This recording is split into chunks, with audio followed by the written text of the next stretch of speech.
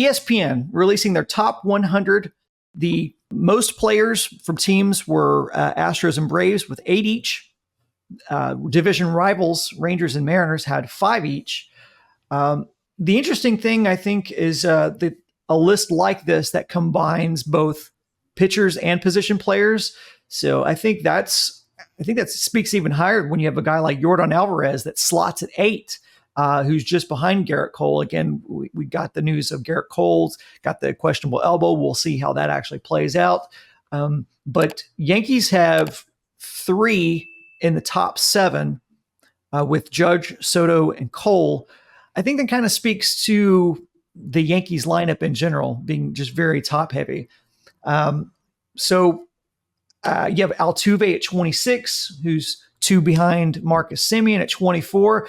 Guys, react. What's your takeaways from this top 100? I'll leave it wide open.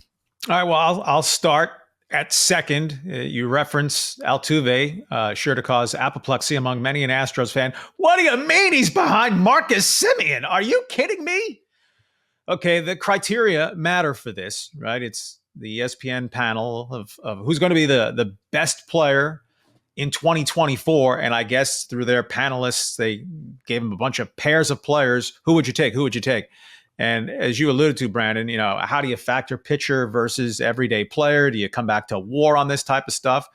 As we talk about, it should be if every position, when talking about players at a particular position anyway, if every player elsewhere in your lineup or on your roster was an exactly average player, who would you rather have, right? Certain positions are of more premium. Altuve's best is certainly better than Marcus Semien's best, but attendance is part of the grade, right? Semien more than doubled Altuve in WAR last season because Semien played all 162 games. And the year before that, he played 161 games. And the year before that, he played 162 games. Altuve just 90 games last season. And, he's only 4 months difference in age from Semien, but Marcus Semien does have the durability factor. Also a Gold Glove accomplished second baseman and a really good player. So it's not insane, though. If you're asking me, who would I rather have in 2024, knock on wood, if Altuve is going to be healthy all the year, I'm going to go with Altuve. But there is more question with him about that than there is with Semien. So it's not absurd that Semien comes in 2 spots ahead of Altuve overall, 24-26. And I guess when ESPN surveyed its guys, Mookie Betts was the number 1 second baseman, but he's now a shortstop with the Dodgers. So you need to have some flexibility on all this stuff. Yeah. What sticks out to me is the little over $100 million contract that Yordan Alvarez got, and what was it, $700 million that Ohtani got?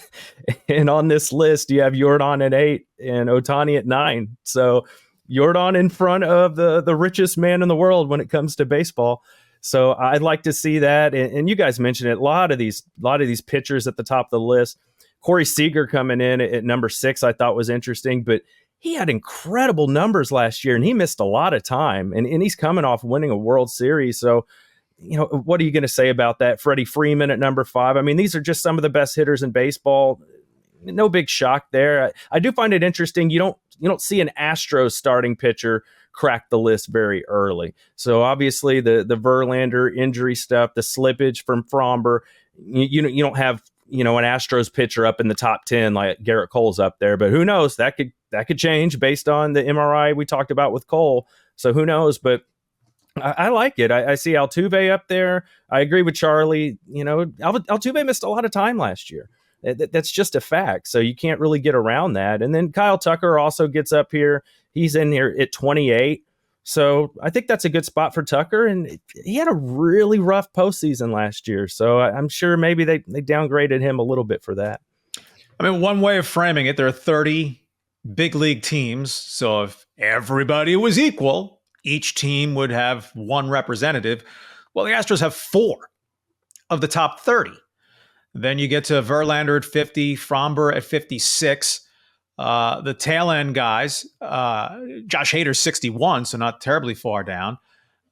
Jeremy Pena making the list at 88.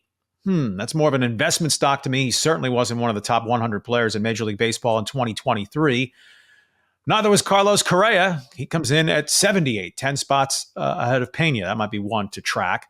Off what they did in 2023, I mean, Chas McCormick's 29 years old this year, so it's not like he would seem to have that much more potential lift in his game, but he was definitely better than Jeremy Pena last year. Chas McCormick did not crack the top 100, but 8 out of the top 100 is stout.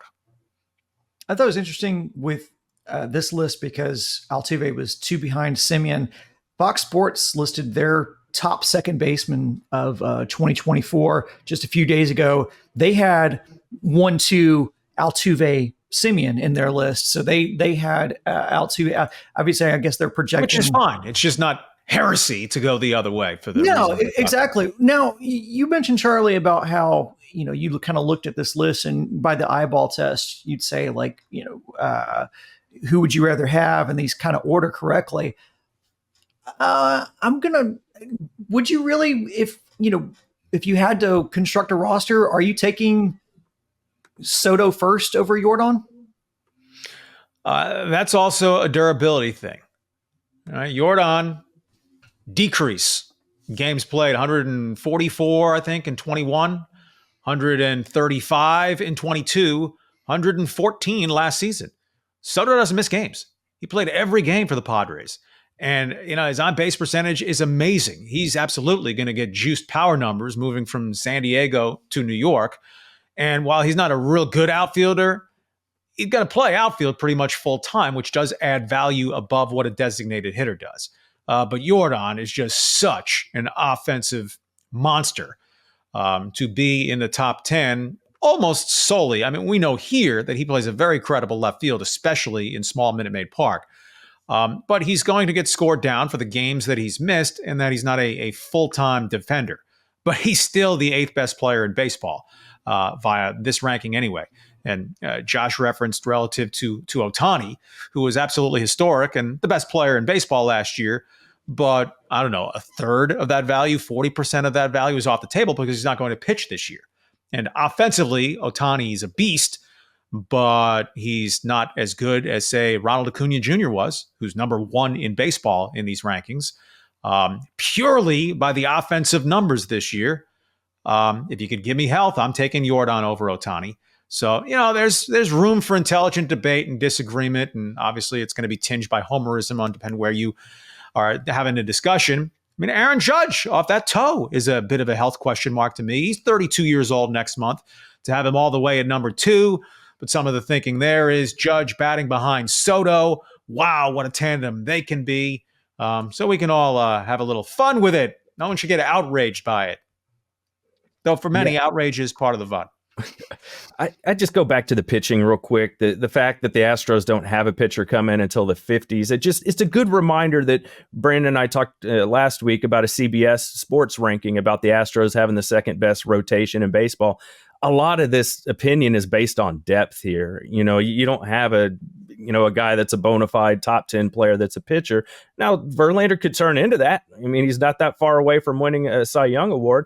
And Charlie asked me in the last video, like, out of all the Astros pitchers, who would you like to see kind of win the most games, be a lock to win 16 games, something like that? For me, it's Verlander, because that opens up that top tier. Maybe he could return to be an elite pitcher. And if he ends up winning 16 games, then that means he hit the 140 innings in his option vest, and he's going to be back with you the following season. So I would like to see Verlander kind of return to form. I think he's in a good spot. I would expect a big year from him. With Fromber, I'm just kind of, with him wanting to call his own pitches and it's not looking great. In live BP, he's kind of getting smacked around, and his spring training starts have left a little to be desired. So for me, Verlander just feels a little more steady. I know he's quite a bit older, but I think he's still got some juice left. So I'm going to be watching Verlander. I'd like to see him come away, win the most games for the Astros this year, be that bona fide ace to start in the playoffs game 1, and, of course, lock him up for one more season in an Astros uniform. Not the devil's advocate, but I'll go Fromber on that argument, in that if there's any Astros starter who's going to throw 200 innings, it's Fromber, because he's been durable. Now, if Javier has the breakout and goes more deeply into games, maybe he can make a run at it, but he's more of a 160, 170 inning guy. I think Verlander at 41 with the start of his season to be on the injured list, that's going to hold down. And I think they'll be extra cautious because the Astros should be very good. And it's not like we skip a turn in the rotation for Verlander here, or even if he needs a few extra days before or after the All-Star break that, oh no, we're jeopardizing a playoff spot by messing around here, unless some other things hit the skids. I think, I don't want to call it babying Verlander, but at age 41, he threw 162 innings, 165 innings last year, that would be a real reasonable target for him. And if they can be at the overall rate of effectiveness, a low to mid threes earned run average, sure, that's not 2022 adjusted Verlander, but not 1% of the pitchers in the history of the game have even approached that guy. Would augur very well. If you can tell me Verlander's making 26, 27 starts, thumbs up to that. I think it's interesting on this list, especially towards the top, you see gigantic contracts. And you kind of contrast that with the guys from the Astros that have made this list. And they're much more manageable contracts for Houston, starting with Yordan, who's at the top of that list, a much more manageable contract. We talked pre-show about George Springer and his legacy here in Houston. We talked about how, can you imagine in a city like, let's say New York, let's say if George Springer had been a Yankee and it helped the Yankees win a World Series and had been a World Series MVP, and then the team lets him walk because they go, we don't want to overpay that guy. Can you imagine the difference in tone and outrage from that fan base versus where in Houston, it's almost a foregone conclusion that once a guy becomes, if he's going to go chase the bag, then you rule him out as being a Houstonian. I think half of the fan base, if not a larger half of the fan base, has ruled out Alex Bregman coming back. I think in the back of our heads, we hold out hope for Kyle Tucker to be able to be retained, but we don't expect him to retain. I think this list is very emblematic of that because you just see guys at the top of this list, including Ohtani, get gigantic contracts, but it's hard to build a team around that. If you're not in a market where it's almost damn the torpedoes, full speed ahead, if Garrett Cole, he's going to miss 6 to 8 weeks, and then he'd be a question mark after that. Or doomsday scenario, Tommy John, ex-Yankee, on line one, do the Yankees say, okay, now go sign Blake Snell, or Blake Snell and or Jordan Montgomery? I mean, the Astros are much more a have financially than a have not. But the Yankees, the Dodgers are in unique circumstances. The Mets can be. I mean, it completely failed for them last season, but that you can still play checkbook baseball at any point to address any need. And if it takes you in another realm of competitive balance tax, oh well. So, yeah, it speaks to the Astros' organizational ability to sustain the way they have over these last 7 years while losing premium talent basically on an annual basis. Yeah, I think that's why we're seeing a lot of trade conversations for guys like Dylan Cease, and we're hearing rumors about the Yankees kicking the tires on him, and they don't want to pay Blake Snell what he's asking for, and then you're seeing rumors about out there they don't like that he's a gamer, and like you start hearing all these weird kind of things about maybe why they chose not to go that way. And Jordan Montgomery, of course, a great pitcher, helped win a World Series last year. He's still looking for that right deal. But it just shows you teams, if they can, they'll try and work a trade and get somebody a little more affordable. But sometimes they are just going to break the bank. And it will be interesting to see if Garrett Cole is going to miss any significant time. It's a good question, Charlie. Will they just go scratch a check to Blake Snell or Jordan Montgomery, one of these guys? I mean, at some point, that's going to catch up with you, even if you're the Yankees. I mean, their payrolls really balloon this offseason. So I'm interested to see how that goes, but I like the way the Astros do it. It's been working. They're making the right moves. Jim Crane, sure, I'd love to see Alex Bregman back, but they seem to know what they're doing. And it's kind of like the Texans have gotten now where I'm like, okay, I kind of trust what you guys are doing now. So if I may not agree with the decision you make, I trust you that you know what you're doing. The Astros, they've been like this for years.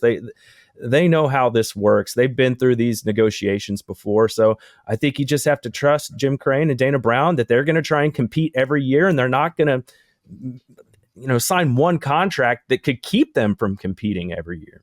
The Yankees offered Blake Snell, by all reports anyway, 6 years, $162 million. a month or two ago.